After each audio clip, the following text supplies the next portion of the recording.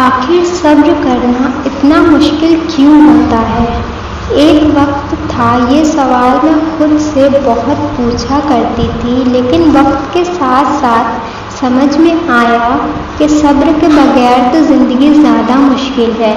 میں اکثر کہتی ہوں صبر زندگی کا دوسرا نام ہے، کیونکہ صبر ہی تو ہمیں جینا سکھاتا ہے، ہر مشکل سے لڑنا سکھاتا ہے۔ ہاں بالکل، صبر کرتے ہوئے دل تکلیف سے پھٹ رہا ہوتا ہے، اس وقت دل چیخ چیخ کے لوگوں سے کہنا چاہ رہا ہوتا ہے کہ تکلیف ہے، دل رو رہا ہوتا ہے، اور یہ چیز ساتھ بیٹھے ہوئے شخص کو معلوم ہی نہیں ہوتی۔ لیکن جانتے ہو، یہ دل کی کیفیت رب بہت اچھے سے جانتا ہے۔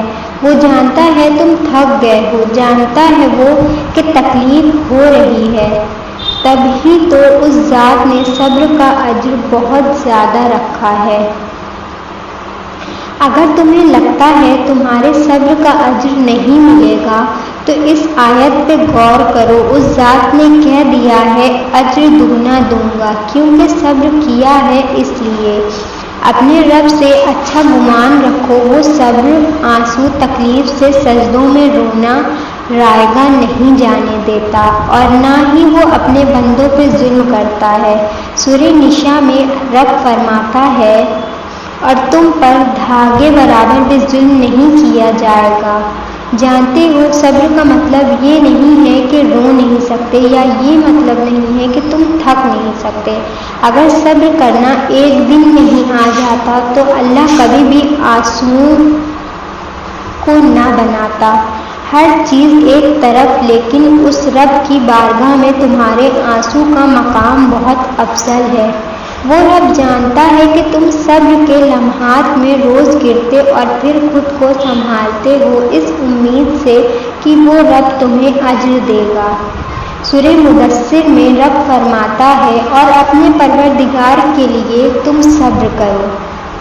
اس رب کی محبت میں صبر کرو، اس یقین سے کرو صبر کہ وہ اجر دے گا۔ تم اکثر سوچتے ہو رونا کیوں نہیں ختم ہو رہا، صبر کیوں نہیں آ رہا، تکلیف کیوں نہیں ختم ہو رہی۔ ایسا تمہیں لگتا ہے کہ صبر نہیں آ رہا، جبکہ تم صبر کے آدھے سے زیادہ سفر طے کر چکے ہوتے ہو، لیکن یہ سفر وہ رب جانتا ہے اور اس کا جاننا ہی کافی ہے۔ وہ رب سورہ لقمان میں فرماتا ہے اور تجھ پہ مصیبت واقع ہو اس پہ صبر کرنا، بے شک یہ بڑے ہمت کے کام ہے۔ وہ رب خود فرما رہا ہے کہ صبر کرنا ہمت والوں کا کام ہے۔ اس ذات نے صبر کے اجر میں بہت سکون رکھا ہے، ایسا سکون رکھا ہے کہ تم ہار کے بھی جیتا ہوا محسوس کرتے ہو۔ ایسا اجر ہوتا ہے کہ اس تکلیف میں بھی سکون آنے لگ جاتا ہے۔ ایسا اجر ہوتا ہے کہ پھر دنیا والوں سے ڈر نہیں لگتا، کیونکہ اس خوبصورت صبر میں رب سے شکوے نہیں ہوتے، بس اس ذات سے امید ہوتی ہے کہ وہ بہترین اجر دینے والا ہے۔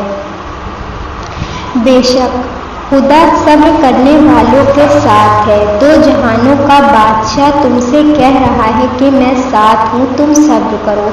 وہ رب صبر کرنے والوں کو بہت پسند کرتا ہے۔ اگر کسی نے دھوکہ دیا ہے تو صبر کرو، رب جواب دے گا۔ اگر کسی نے تمہارے کردار پہ بات کر دی ہے تو صبر کرو، اپنا معاملہ اس رب کے حوالے کر دو۔ اگر دعا قبول ہونے میں دیری ہو رہی ہے اور سب ناممکن دکھ رہا ہے تو صبر کرو، شکوے نہیں۔ وہ ذات سب جانتا ہے اور سنتا ہے، وہ اپنے بندوں سے بہت محبت کرتا ہے۔ اس ذات کی مصلحتوں پہ یقین رکھو۔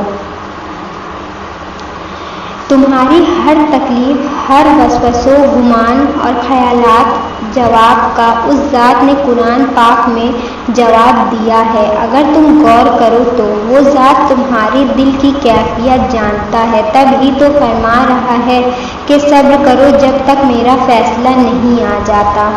اور جانتے ہو صبر بھی تم اس ذات کی توفیق سے ہی کر رہے ہو، وہ تمہیں صبر کا بہترین اجر دینا چاہتا ہے، تب ہی تو تم صبر کر رہے ہو۔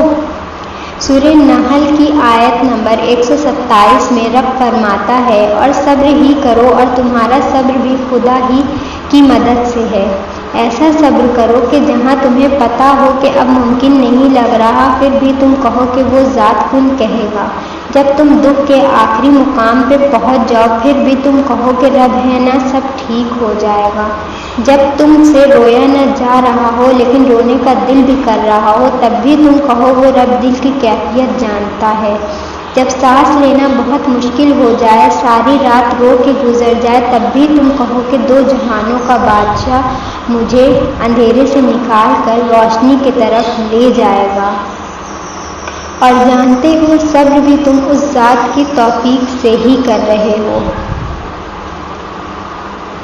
اور صبر ہی کرو، تمہارا اللہ تمہارے ساتھ ہے، تمہاری کوئی بھی دعا، تمہاری کوئی بھی آزمائش ضائع نہیں جائے گی۔